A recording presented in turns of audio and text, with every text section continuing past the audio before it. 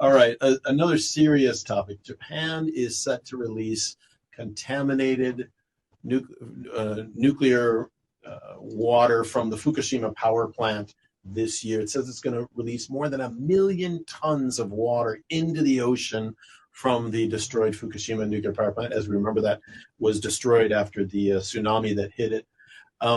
Everybody says the Atomic Energy Agency, all these guys, no problem, it's safe, it's good, it's whatever. I look at this as a consumer. That's, prime fishing grounds in that North Pacific area.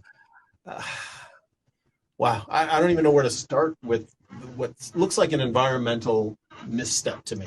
Well, I'll tell you, and the Pacific Islands Forum, which is the 14 nations that include Australia and New Zealand, but also Fiji and Papua New Guinea and Vanuatu, they're opposed to this as well. They say that Japan is not being transparent in showing that this, million gallons or tons of water is safe. There's, American groups of engineers who are saying you haven't proven us to Japan that this is safe. So it is not just, it's a consumer issue, it's a diplomatic issue, it's people's livelihoods issues. It's the fish we're eating here in Singapore, by the way, sometimes, right? Right. Well, the whole world. I mean, what's going to happen? Is this water truly safe enough? But the water has to go somewhere. This water is building up in these nuclear from the nuclear reactors in Fukushima. And so the water has to go somewhere. And so Japan's saying, we're just going to dump it. And yet, trust us, it's safe enough.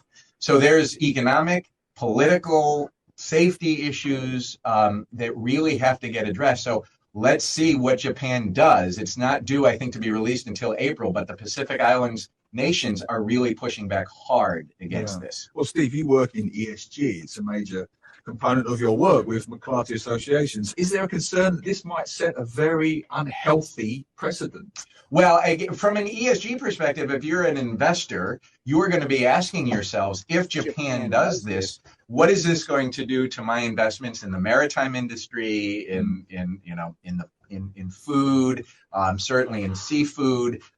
If I'm going to be putting investments into these nations in the Pacific Island, is this going to impact that? So from an ESG perspective, as a business, as an investor, you ask yourself, what is the risk that's coming from this, and how is this going to impact what I do as a business or an investor? And so where you're getting all this pushback on ESG, especially in the US, it's all about woke capitalism. No, this is a perfect illustration of why you need to be watching all of these risks before you're investing.